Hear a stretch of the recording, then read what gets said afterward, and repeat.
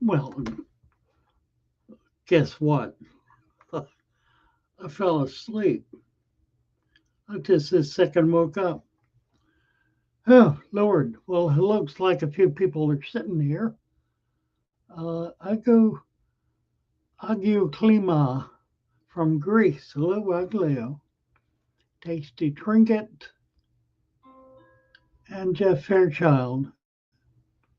And Naresh. Kuna Karan Naresh.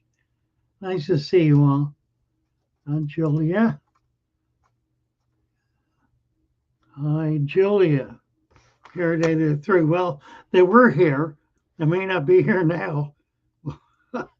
I'm what 15 minutes late. Goodness. 805. Richard Karabeck. Hello, Richard. Well, we do have a few people here. Goodness sakes.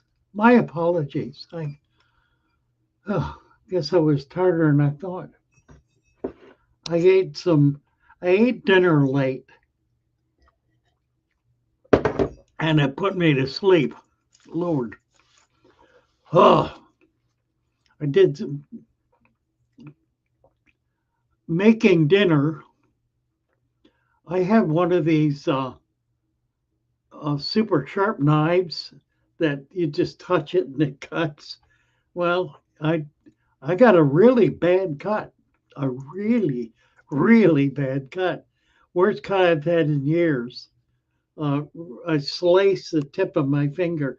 It just kind of like a little razor, just where zip right into. I was cutting tomatoes and it just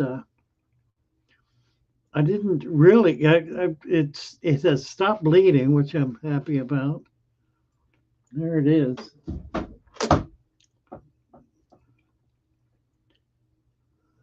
So I don't know. I'm gonna. Whoosh, I have to rebandage it before I go to bed. Mercy. Been a traumatic evening. It's been a strange day. Very quiet day, actually. Um, what did I do? I don't even know what I did today. I think I was busy most of the day, but I couldn't tell you what I did. I know I'm getting fishing tomorrow. Those of you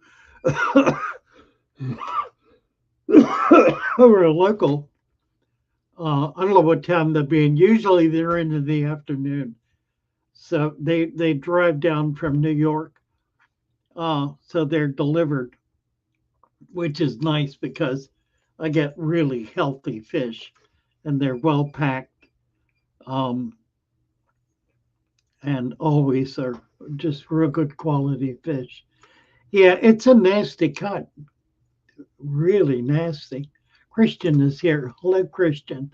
Cinnamon is here. Hello, Cinnamon. Nice to see you guys. Goodness sake, what else? If you wait more than 6 hours, they can't give you stitches. Well, I don't think I need stitches. I need to keep it covered. It was a clean cut, and if I can keep it closed, it'll heal. Uh, Probably stitches would not even be advised because it's on the tip of the finger of the pad, and I shouldn't lose any skin if I can keep it tight and just not mess with it. I'll look at it this evening, I guess. I probably ought to not. It's not bleeding now. It, I, I, I did not let it bleed. It just kind of took off on its own. And initially, it was really just blood pouring out of it. So we'll see. I think it'll be okay. I'm just gonna have to keep it bandaged for a week so it heals. Super glue. Yeah, right now the best thing I can do is just kind of leave it. Super glue is a good idea, but I couldn't. I don't think I could even put it on now. It would, if I mess with it, it's going to start bleeding again. and it's a kind of cut that just bleeds horribly. It just, I could probably bleed out if I let it hang out. I could fill a cup in 5 minutes. Video audio good, thank you. Figure not so much. Yeah, true enough. Hi Gary. Hello from Scotland. Fusier, Fusidos, Doas, Fusi, Fusirdo, paper towel and duct tape. Yeah, that's kind of what I did. I put a couple of bandages on it and then wrapped it in tape um, to kind of lock it in. So, anyone getting video? You should have video. Let's see. Video good. Omaha, in England. People from all over here. It's late in England. It's 2 in the morning in England. What are you guys doing out of bed? 2 in the morning. You know, I ought to start doing the morning video again. That was really interesting. I did a 9 a.m. video. Golly, I did it. I don't remember every day, like for an hour or two, every day for more than a year. And we had people from all over the world. You know, when it's 9 in the morning here, it's 9 in the evening in India. So it's almost, yeah, you can almost catch people in the daytime anywhere in the world. In the morning here, if it's in the morning here. Watching the best YouTube channel. Oh, thank you, Fusi. Well, I've got a new video. I haven't posted it yet. I want to give it one more look-see and post it. It's those of you who were here last Thursday will recognize it because it's 100% cut from last Thursday. But it worked out really well. I'm really excited about it. Now we also are we're doing a new channel, initiating the channel Lou Foxwell on YouTube tonight. We're posting here and on Lou Foxwell. I don't know if any of you have seen that pop up. Perhaps a few have. That may be why I'm seeing some names I haven't seen before.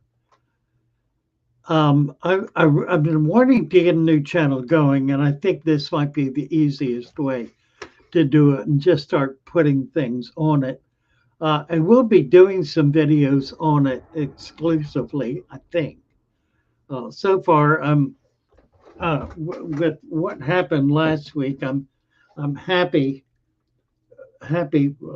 being able to work on this Fish Time channel and be able to get into the subject matter that I want to.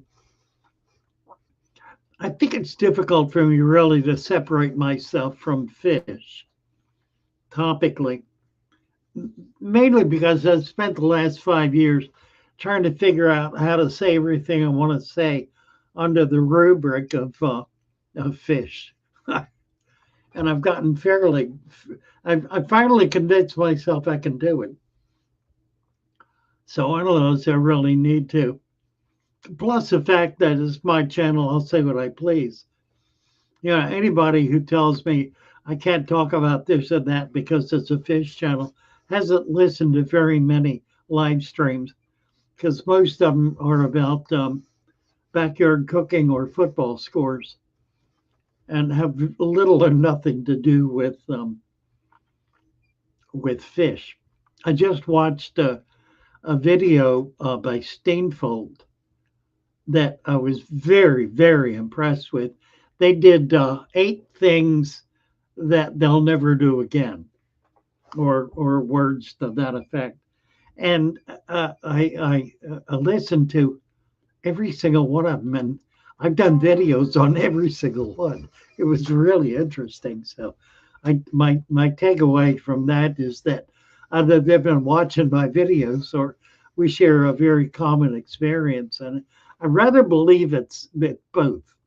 I rather do, because the kind of things they're talking about are just common sense. Not using drugs all the time, not changing your water and trying to keep the tank clean all the time. Those sorts of things. And I thought it was just really well done. It was he and his wife, and they were both just real sharp, very focused, and had a real good subject matter. It was very impressive. We need, let's see, you have any tips on how to move a dirted tank to a no home without starting over? Well, obviously, if you can move the tank without tearing up the substrate, without emptying the substrate out of the tank, then you're better off. It's hard to do that. I did it with my 35 long, which is a 4 foot tank, and I actually had 2 inches of water in it. It weighed about, I don't know, 50, 60 pounds. So it took two people to move it, but I got it up here with fish in it. And it sat with 2 inches of water for well over a week, before I got it moved. No aeration at all. A few native fish in it. Wasn't anything really extraordinary, but they all survived, as did the plants. So you really can do it. It's just a matter of lowering the water to the point where you can pick it up. Um, Obviously, for us, I wouldn't try to do it in the 75, um, unless I had some real bulldog workers and didn't have far to go. The difficulty with moving big tanks like that is you really um,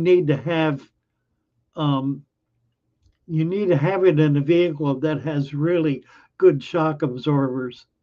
Because if you don't and you hit a bump, it's going to destroy the tank. The tank will do that.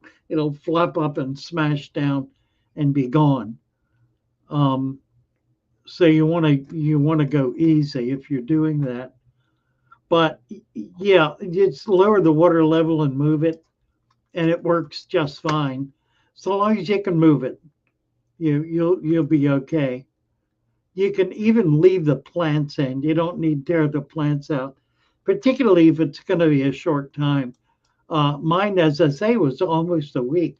I emptied it 2 or 3 days before I moved, put it in the back of a truck, and it sat in that truck for at least 2 days. So it was 4 to 5 days before I got it in and got water in it, and it was just fine. So you really can do it. How do we how do we solve, say, a fluke infection in a dirted tank? Find one or two that has gill fluke. Say we find one or two with gill flukes. Um, Gill flukes can be removed physically. They're fairly large. They're not little tiny things. If you see the gill flaring and it's kind of uneven, you can almost every time actually see the fluke. And you take it out and pull it out with a pair of tweezers. It just grabbed, it has latched onto the gills. If you pinch it, it'll let go, and you can remove it. I would be careful about tugging on it because you could injure the gills doing that. But if you poke the bear a little bit, poke the fluke, you can take it out. You can use drugs, but what you're doing by putting drugs in is you're stressing the fluke to get it to let go, and in the process, you're also stressing the fish. And it's a matter of stressing the fluke more than you're stressing the fish or something, hoping that the fluke is not as strong as the fish is, and it'll let go before the fish does. Um, but as I say, flukes are not difficult to get rid of because they're pretty visible. As are a number of parasites that attach themselves to the body of the fish. You can see them. Some of the worms will do that. That they attach themselves, the lamprey type worms. You can poke them a little bit and they'll let go, and you just physically remove them. Um, get if you see that, play with it a bit. You'll find that it's really a simple matter to remove the larger parasites. You almost never see them though. They're very uncommon. I haven't seen gill flukes. So as a kid, I saw them in the wild occasionally, not often, but I would see them in the wild. In my fish tank, I don't know that I have ever seen a gill fluke in my tanks. Um, for one thing, they don't kill the fish. They hang on, they get a meal, they drop off, and they breed. Um, and then they could go back and reattach. But they they um, they can also be eaten by fish, by little fish, and by other feeders.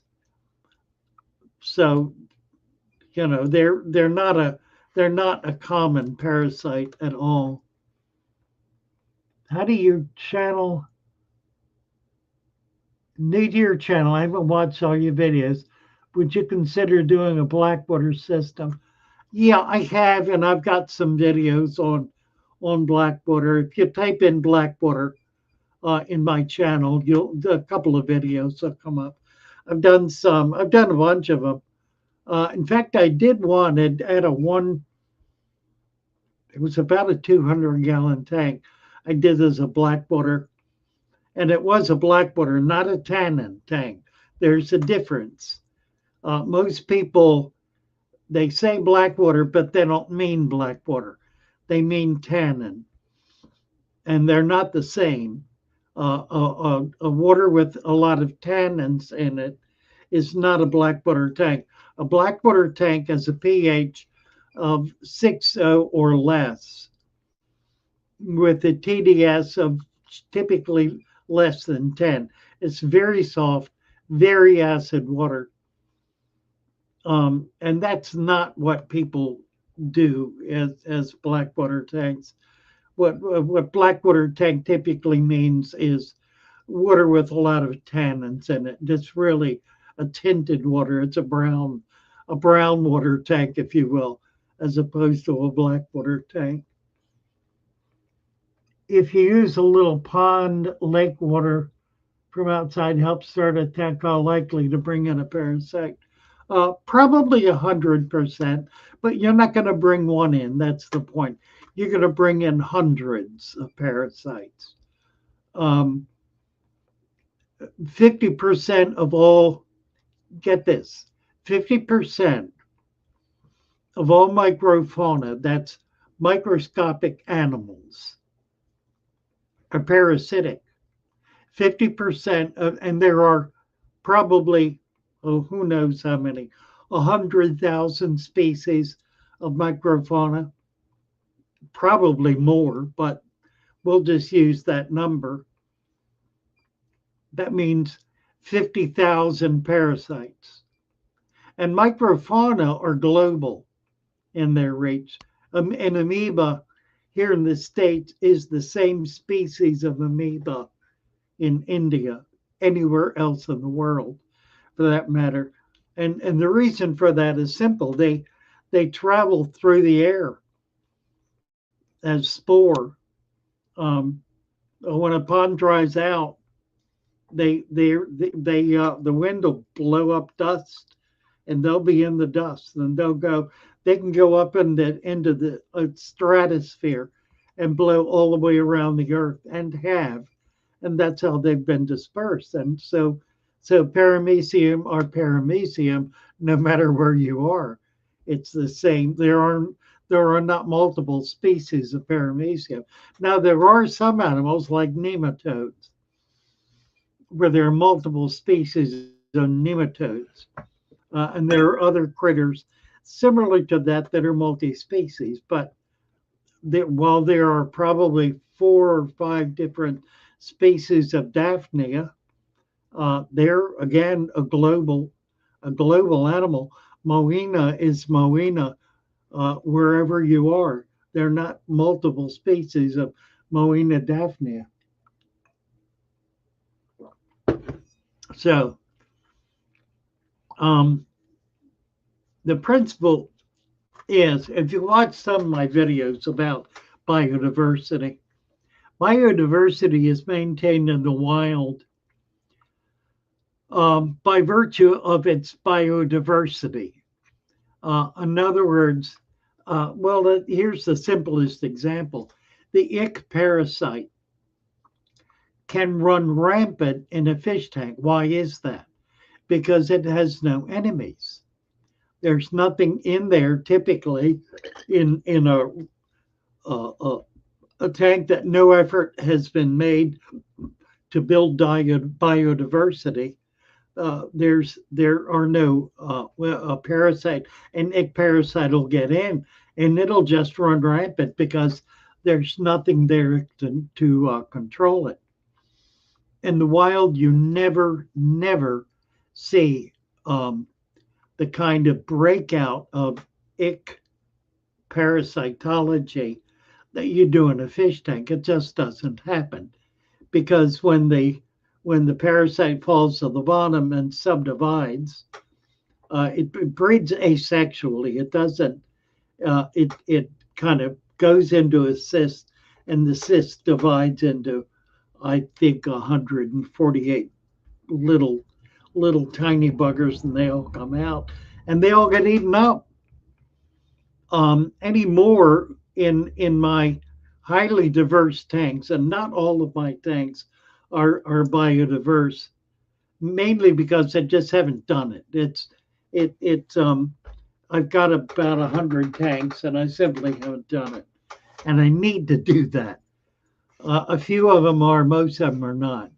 But in those that are, if I see an ick parasite, I don't worry about it because I knew that its offspring are not going to survive in any numbers at all, and they don't. I'll see one spot one time and not see another. Bryce, my employee who works with the fish, he can spot a ick parasite across the room through a slot in the door. He's absolutely amazing. He has eyes like a hawk. He's spotting it all the time, but it'll be one spot, and then it won't be more than that.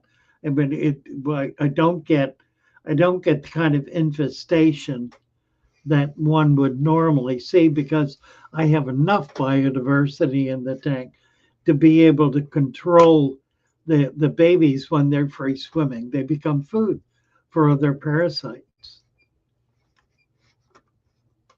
Let's see. I'm from UK. This is Yunko Kush. We have a pretty tame worms that can hurt tropical. Worry me, I like the idea of having the good bits. Well, you have to have both. You take the good with the bad, but the good will control the bad, and some of the bad will control the bad. So there are more parasites that feed on other parasites than there are parasites that feed on higher order creatures. And so there's more influence in a naturally diverse environment to control dangerous pathogens, for example, and that goes not only for microfauna, it goes for bacteria and other kinds of um, other kinds of dangerous things as well. They're the biodiversity is how nature survives the struggle. Um, it it it prevents um, it prevents creatures that have the potential to disrupt the balance from reaching a point where they have the potential to wreck the balance. So it's a braking system, provides controls. It keeps it keeps anything from becoming dominant, unless that domination is beneficial, in which case it may very well become dominant, but its dominance will not cause it to eradicate other populations, unless they're populations that themselves serve to eradicate. It's a confusing kind of proposition, but you probably get my point. Let's see. How long until I see my new dirt tank fully cycled? It's already fully cycled, but if you mean fully cycled, about 5 years.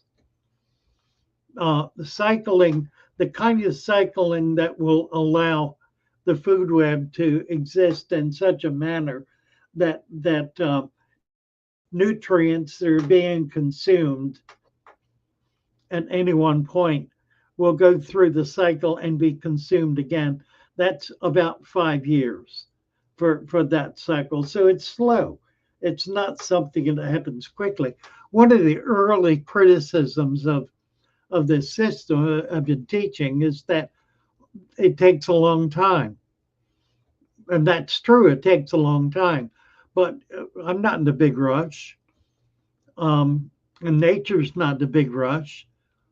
It's able to sustain itself in the new environment pretty effectively. And the longer it's allowed to do that, the sturdier it gets, the more balanced it gets, the more diverse it becomes, and the more it's able to maintain that balance and diversity.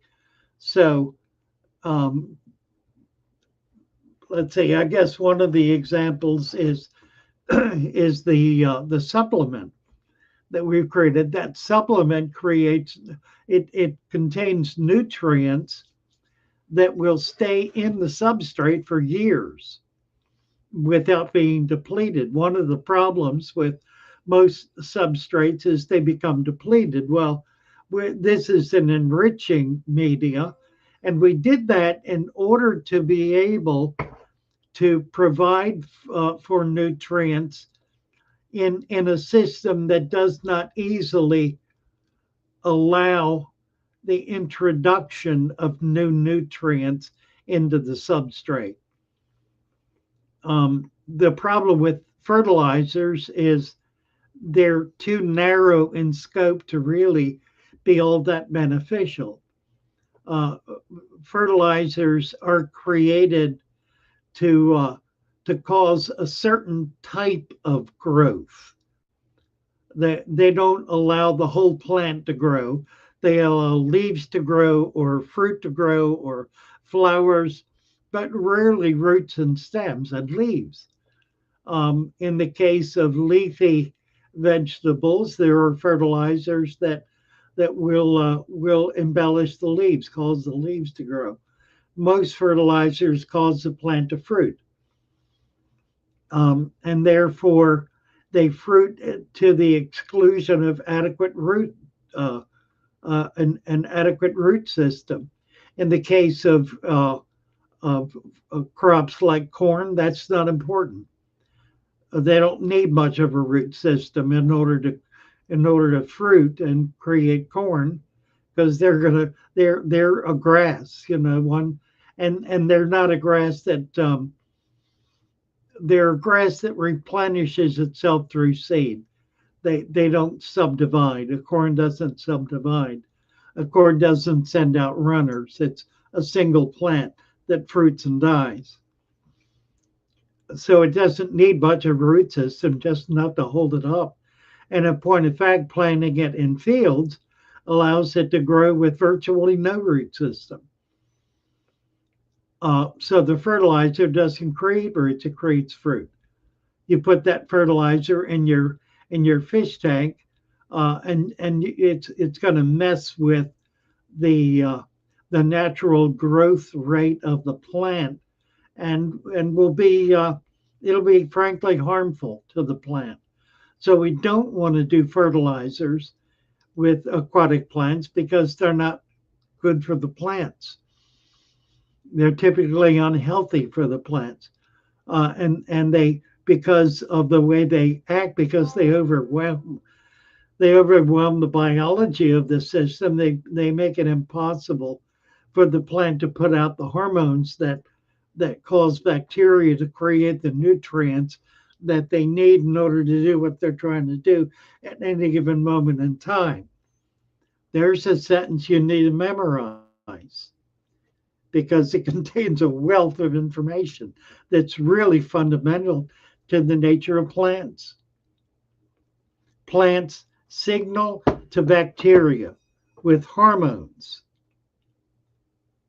That signal triggers a certain species of bacteria to do its thing. And its thing includes creating the very nutrients out of the material that's available in the environment that plant needs in order to grow the stems that it's trying to grow, or the roots, or the leaves, or the fruit, or whatever it is that it's trying to grow. And there are different hormones for different stages in the plant's growth and development. And now you put a fertilizer in there and you have blocked the hormonal system from being able to function. So the plant is not going to be able to signal what it needs. It'll simply take what's being thrown at it, what's being forced on it, in effect, what is blowing away the bacteria to make it impossible for it to make up its own mind. And it starts gulping leaf growth, which you'll think is wonderful because your plants are growing these gorgeous leaves. What you don't understand is that the minute you stop putting that fertilizer in there, the plant is going to struggle and suffer and probably die because it won't have been allowed to grow the root system it needs to sustain those leaves. Cheers. Thank you, Julia. Let's see what else is here. Oh, Jennifer. Jennifer Acuna got the Snello recipe. Nice. From the snail lady. Foxy mentioned some of your videos. Usually we did the pond water thing. My box pond just had an infestation. Generally, if you have an infestation of something, whatever it is, um, if it's causing a problem for the fish, the best thing to do is remove the fish, put them in a hospital tank, keep an eye on them, and try to do what you need to do to control that, um, and then work on the system. Typically, parasites will die in a matter of days without a host. They don't have parasites. Don't have um, they don't have much in the way of stored energy. They're pretty much dependent on feeding to survive. The ick parasite, for example, will die in 4 days if it does not have a host. And that's true of virtually all parasites. There are a few, very few, that can survive long term, but they tend to survive as cysts. They'll survive in a dry environment, for example, or they'll survive in a or maybe a cold environment, in an environment where they're forced to go in effect into hibernation. Now they don't hibernate, they become a cyst. They sort of encapsulate themselves in a hard shell, in effect, which can be very tiny and can, as I said earlier, blow in the wind and be carried somewhere else. That's how very often they prevent themselves from being exterminated in a given environment. Let's see what else is here. We got a gang in here. Hello, guys. Nice to see you. The Fish Story channel made me concerned. I know. Well, he does a good job. He tries hard. Um, Alex is doing. He's not doing the same thing that we're doing. He's really he understands biodiversity, but he doesn't always try to do it. He's trying to do some other kinds of things, and I'm not sure I really understand all that he's trying to do. So I really can't comment on it. It's a good fish keeper. He's a good fish keeper. Bought some hardware wood for my tank, been soaking for some months, has fuzzy layers all over it. Um, what is it? And can my fish eat it when I buy them? Yes, it's a fungus, and if you think of fungus as mushroom, you won't be far wrong. Fungus. Let me say this about fungus.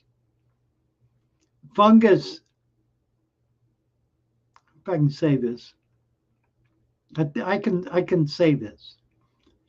Fungus is never harmful to fish. There, chew on that a bit. And here's the thing: fungus feeds on dead material, whether it's plant or animal. Typically in the wild, it'll feed on plant material, dead plant material. It does not feed on living things. That's what bacteria does. Bacteria feeds on living material, and kills it, and then fungus feeds on that. So when you have a fungus growing on a fish, the fungus is not the problem. The fungus demonstrates that there is a bacterial infection. So you don't cure the fungus. Fungus is fungus is a superficial thing. If it's on the skin of a fish, you can it's like a thin layer. You can just peel it off, and underneath it will be a bacterial infection, and that's the culprit. That's what needs to be treated. Fungus is a food. It's a food for most. Um, it's a food for most animals eat fungus. Now, there are some funguses that we're aware of. Certain kinds of mushrooms are toxic, so not all fungus is edible. But the kind of fungus that grows, as like you're talking about, as a kind of a carpet on driftwood in a tank, that's a fungus attacking and breaking down sap or other dead material in the wood, and making it something that's edible, and the fish will eat it and enjoy it. It's actually a valuable source of nutrient. Let's see. Is it good to feed live blackworms every day? If you can afford to do it, I mean, if you can find them, keep them, get them going, yeah, you certainly can do that. I really do. I'm not convinced uh, that,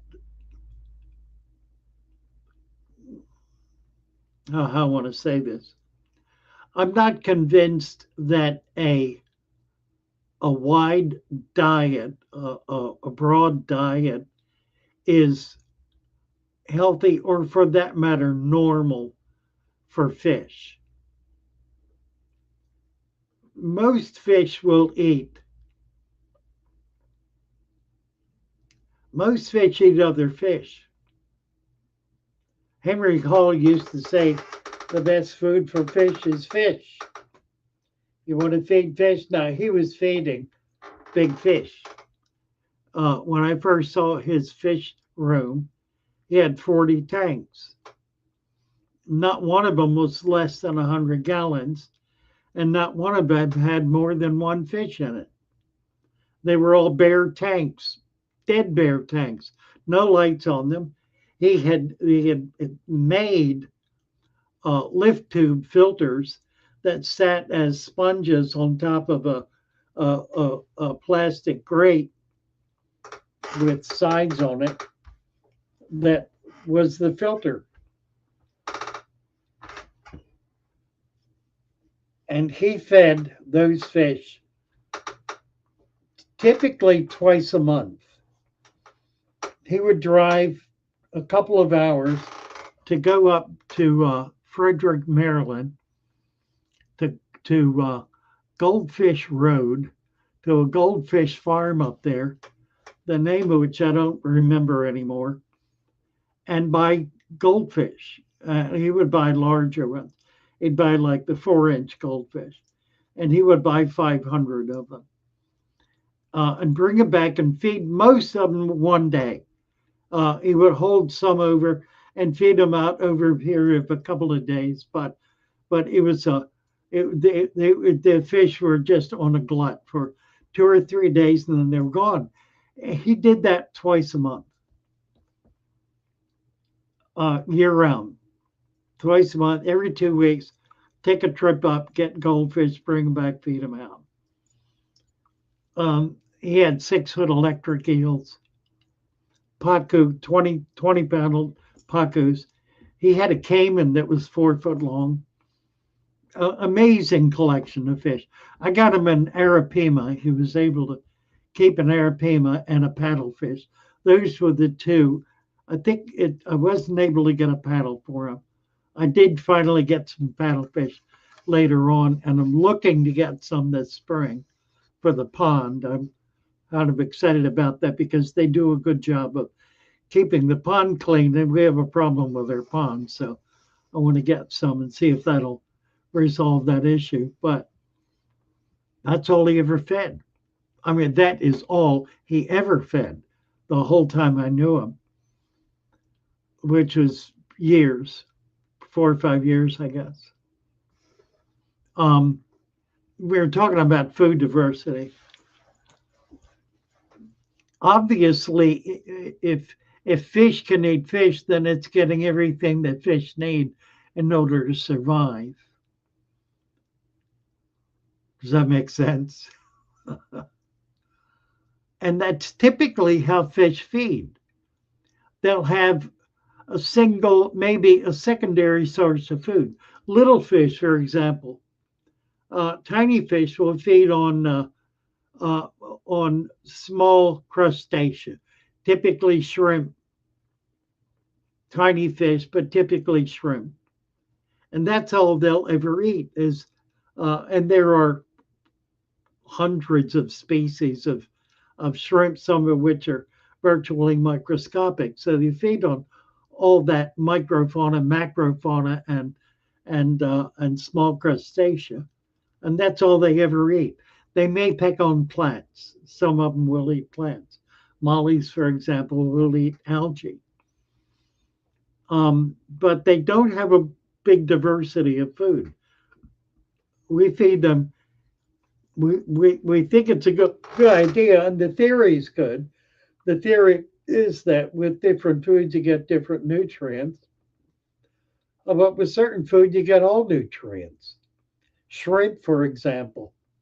I feed a lot of shrimp. Now, we're feeding now our cold flake Nutra Preta, and we feed that to pretty much everything. The formula that we're using is krill and garlic, and the garlic, of course, acts as a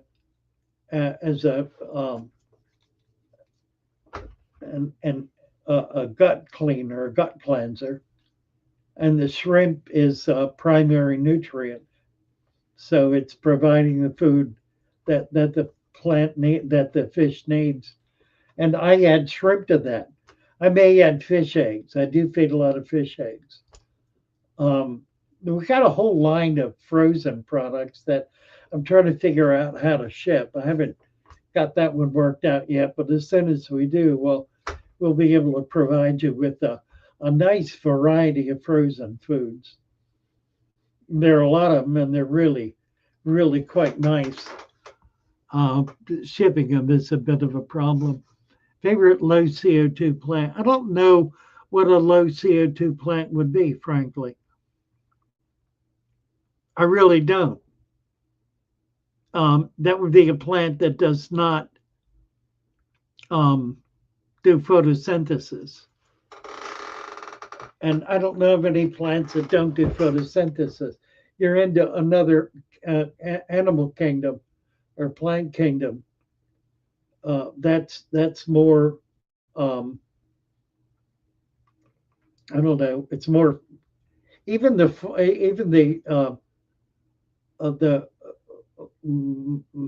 macrofauna and microfauna, macroalgae and microalgae rather. Uh, those are those are all photosynthetic plants. I don't know. I can't answer the question. I don't know about low CO2 consumption plants. Obviously, a plant can be starved of CO2, but I think it won't grow well. Is would be the issue. A plant in water that's a bit too dark, for example, or a plant in water that is like deep pond water. You just don't get much plant growth in deep pond water because it's too deprived of oxygen and CO2, or it's over. I don't know. It doesn't have enough light. I guess is the issue. I think CO2 use and photosynthesis are. I think they go together in plants. I think you can't have one without the other. You can't do photosynthesis without CO2, but it can't take in CO2 without light. Doesn't do it in the dark. Curious, isn't it? Doesn't do it in the dark. Is it good to feed live blackworms? Yeah, good question.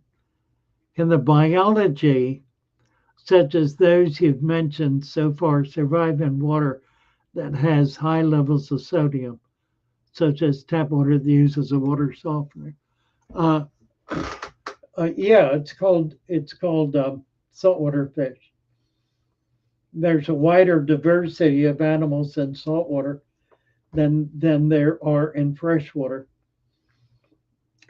Freshwater animals tend not to be able to survive in saltwater because their slime coat does not block water from entering the body. Saltwater fish are able to survive in saltwater um, because their slime coat prevents the water from entering the body. So they drink differently. Now, why they don't survive in freshwater is a whole other question that I'm not going to get into, frankly. Mainly because I really don't understand it.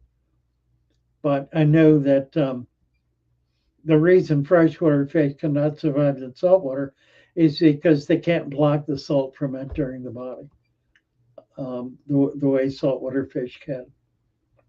But there's a higher incidence of speciation of in saltwater is greater than freshwater. But then the environment is greater as well. It's a much more immense environment. It's utterly immense. If you consider that animal life survives maybe to a foot deep on the earth, it survives to miles deep in the ocean. So the diversity of environments that are survivable for animal life and plant life in the ocean is vastly, infinitely greater than plant and animal life on the earth. In that sense, it's a far, far, far, far richer environment for life. Sort of makes you wonder why life ever took hold on the earth. It didn't really particularly need to. It just was taking advantage of a niche that didn't otherwise exist as in an aquatic environment. Get a tank ASAP. Can't wait to breed guppies. Well, that's a great fish to breed. It absolutely is, but you need more than a tank. You need a minimum of 10 tanks if you're going to breed guppies because you need to be able to separate them, to separate the females, the babies, the males. You need to be able to maintain strains to keep certain species of fish separate and keep the males separate from the females within that line. So you have a line of certain males and certain females. That's two tanks plus the babies is three. Um, 1, 2, 3 plus the spawning tank is four. So that's four tanks minimum to maintain one strain. And you really need more than that. But kind of give you an idea of what you're getting into when you breed guppies. So little tanks, 10-gallon tanks. You need 50 10-gallon tanks to do it right. And you can go gangbusters and create some wonderful things. The Japanese are doing uh, um, targeted breeding, line breeding with guppies, and have been for some time now, that are just utterly extraordinary. We don't even get them here in the States. They're so advanced. They stay within their environment. They'll stay. They may get into Indonesia and Malaysia. They may get into China. They'll stay mostly in Japan. We rarely ever see them. We'll see pictures of them. They occasionally will show up in some of the big national guppy shows. But amazing stuff, things you wouldn't even imagine could be bred into guppies. You gotta look into it. It's really pretty remarkable. Guppies are probably the single most amazing fish there is in the hobby. In terms of its spawning and line breeding capability, and always has been from the beginning. From the beginning, people were line breeding guppies. They're just they're an utterly remarkable fish, and I can't find them where I can't find good guppies. I need to get them shipped in. I'm probably gonna have to get hold of Florida, hold of my buddy in Florida, and have him send me guppies. I need good quality guppies. Any of you out there who have good quality guppies that you're spawning, that you have populations of, I'm very, very interested. Um, and want to be able to carry them in my shop because I want to be able to help my hobbyists breed and sustain guppies. We're going to have 5 more minutes here, and I'm going to cut this off. Letta finally made it in. Let's see. Favorite fish or a 30-gallon community tank? Gee, I don't have a favorite. I have a couple of hundred favorites. I like almost everything. I've got right now about, I don't know how many tanks I have, 50, 60 tanks, and I've got different fish in every tank, pretty much. Big fan of how you explain things. You're an inspiration. Thank you. Who says Giannis? Oh, that sounds Greek to me. Dogianicus. Dogianicus. Giannis Dogianicus. Must be Greek. Thank you for your answers. Can you do sand only? You can. It just takes much longer for it to build up a nutrient substrate. We kickstart that with the soil, but you can do it without. It just takes a few years to get it built up. Christian, you got a bunch of rams going there. I need to send you. I messed up the last time and had you try to ship to me. That didn't work out. I need to send you some labels so you can get some fish up to me. I'll do that as soon as I can. How much is a membership? Considering joining? We don't. YouTube has a membership thing. I don't know. It's a $5 or something. Um, if you want to join on Patreon. That's much more beneficial to us and ultimately to you. We're doing more and more with Patreon. I think $5 or $10 a month for that. Other than that, we really don't have memberships. Buy plants, get into our store and buy some plants. That's really how we sustain ourselves. I need to take a break. If you want, we're at 72. We're jumping up. I'll tell you what, I'm going to take about a 1 minute break and come back, and we'll carry on for a little longer. We're getting a lot of people in, so sit tight for a moment, please.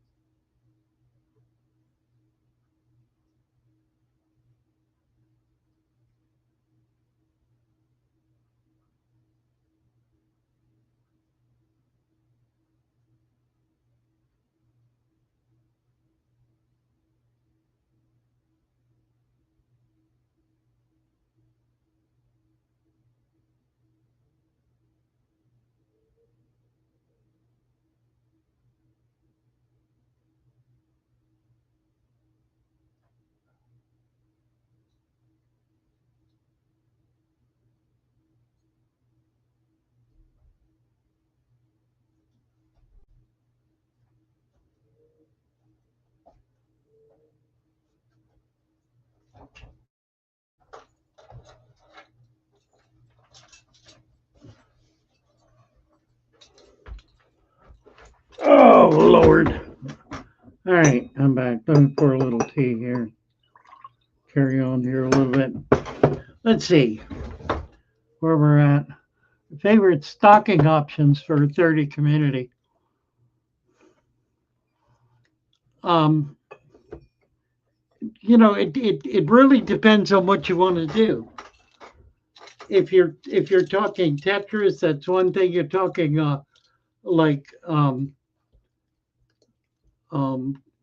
small cichlids, like the dwarf cichlids, angels, discus,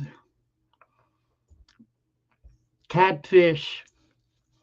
It depends entirely on what you're trying to do.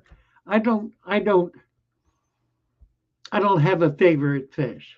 I have fish that I find that are hard to get, that I try to get and try to keep going. Right now, one of those that I've been successful with recently is the Yawaru. It's a fish that I've tried to keep for many years and now have a big spawn. I've got 50 or 60 almost 1 inch waru, which I'm very, very excited about. Um, so there are those kinds of things. I think I'd like to spawn Geophagus try to get some jigos going. That's a neat fish. Um, there's some other things we're trying to get a breeding population of bettas going. We do now finally have baby bettas, so we're excited about that. And Brenda did that all by herself, so she's real tickled with herself, and rightfully so. We finally got some microworms, so we're able to feed these tiny babies, and that's a big deal, having the right kind of food for them.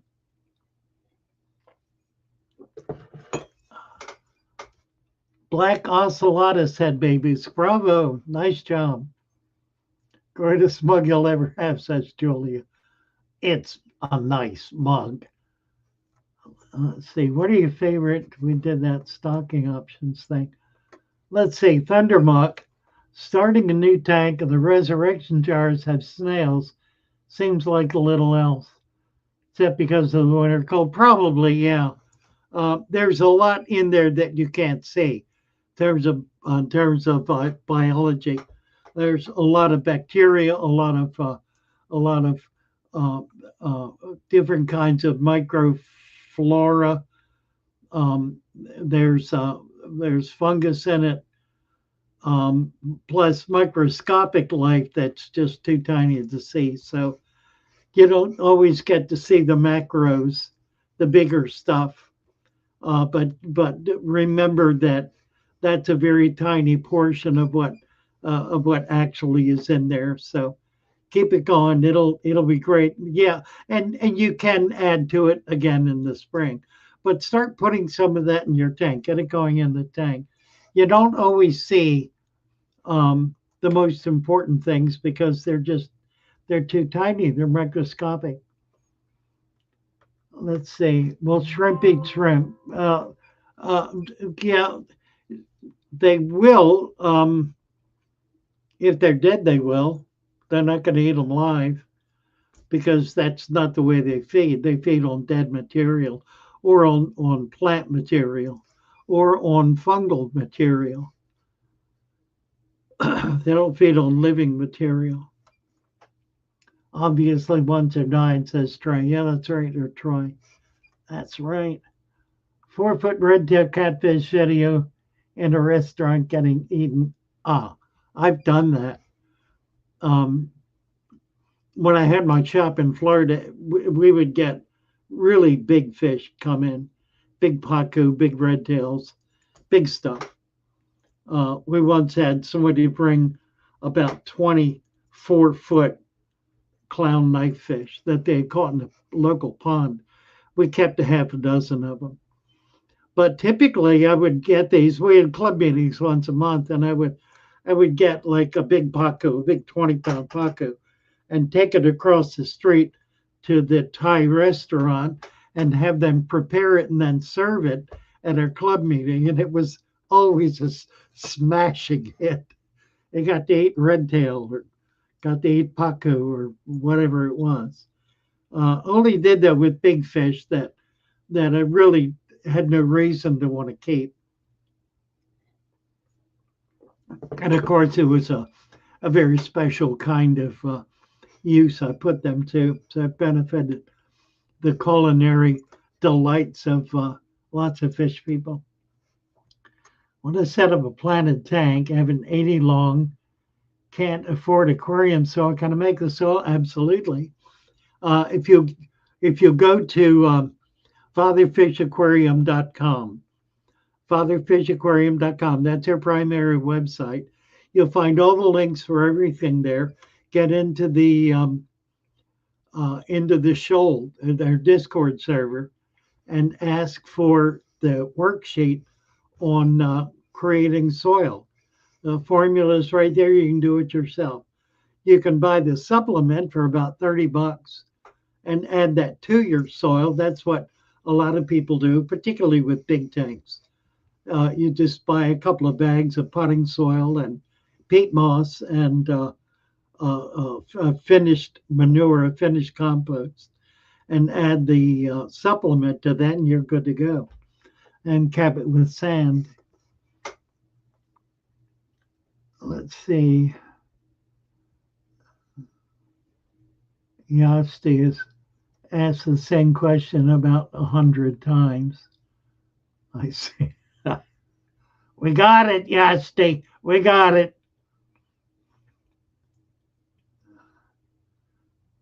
Security monitor. Thank you so much. That's very kind of you. Um, and I appreciate the comment. That's very nice. Thank you.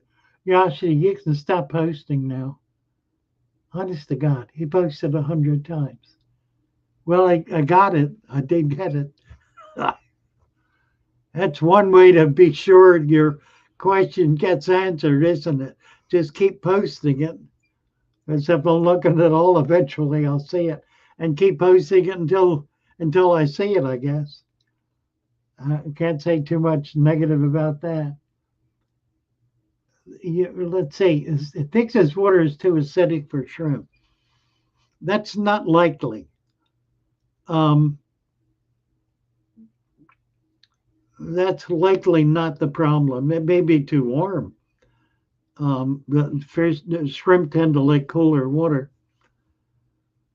I don't know about soft water there. There are some that require soft water. The Caradina prefer soft water, more acidic water. So I don't think that's right. Let's see. Holds a tank. My older tank.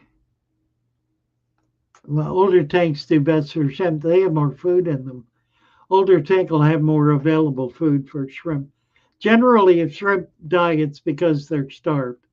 And they're hard to feed. You have to feed algae. Algae wafers are good, or vegetable material like zucchini, sliced zucchini. That's always a good food. Let's see what else is going on here. New to fish keeping. Well, good luck, Dan. All right. Starting a new tank. So to add tap water to the tank after the substrate and then control the chloramine. Tap water in a separate bucket, treated. If you put plants in the tank, that'll control chloramine. You can also throw a vitamin C tablet, like a 500 meg vitamin C tablet in the tank. That'll get rid of chloramine and chlorine almost instantly. If you dissolve it first and put it in, it's gone right away. Just not even an issue. But plants absorb chlorine and chloramine as well. So a heavily blended tank. My advice typically, when you set a tank up, set it up with tap water, plant it immediately, and put fish in the next day. Because by then the chlorine or chloramine are gone because the plants will have absorbed them. But to be on the safe side, of vitamin C tablet, which is dirt cheap, it's about a penny or a nickel or something, will take care of it. All right, let's do one or two more here. I'm doing well, thank you, Tizar. Question about top layer of the substrate sand. Can I use sea sand? Yes, absolutely. Um, just get the cigarette butts out of it. And if you go further up on the beach where it's rain washed, you won't get the salt content in the sand. So, but beach sand's perfect, absolutely. Sue Ann, I'm great, thank you. I'm doing well, feeling well. I think I'm starting to get old, so that's a bit of a problem. But oh, every condition that I come down with, the doctors seem to find a cure for. Of course, it's got me on an apothecary of medications that I'm pumping into my system every day. Um, but I'm stable. I'm stable. I'm healthy. I'm happy. I'm moving around. I'm doing probably not the best I can do because I'm not eating as well as I should, but I'm cooking for myself, and that's always a problem. Eating out is more of a problem though, so I'm better off with this. I'd like to have a really good a really good cook. I think that would be that would be my number one priority if I had unlimited resources. I would hire a really good a really good cook because I love good food and I don't seem to be able to cook it or buy it. Sponge filters are sponge filters is probably the best filter there is. I've had them all, tried them all, used them all. I like the sponge better than anything. All right, we're gonna wind it down here. We're at about 9:30, I think. Started a little bit late, but carried on a few more minutes. So I'll be back here next Thursday. I'm probably going to start another live stream on a different channel. The channel name is Lou Foxwell. I want to try to get that going. See if we can't get a second channel cranking. Maybe that'll hopefully we'll be able to pick up new subscribers that way or new viewers. We've been kind of dwindling down here. Although this has been a stupendous response tonight. We've got 60 people in here right now, which is really remarkable. And I'm honored and delighted and thrilled, even though I started late, to have such a population. And things go in different directions. I kind of decided not to have a sidekick, keeping track of the chat, and I'm sorry I did that tonight because I've not done a good job of keeping up with the track, keeping up with the chat, and that's been the bulk of what we've been doing. So that's kind of problematic. 66, my word. Well, if it just went from 66 to 55, so there's some flow here. I don't know what that's all about. I don't think I'll get to 100 tonight, and I don't think I want to try. So we're going to put a lid on it for tonight, and I will be back soon, for sure by next Thursday. But look for me sooner. Look for me when you least expect me, and I may well be there. Love you all. Bye for now. Nice to be with you.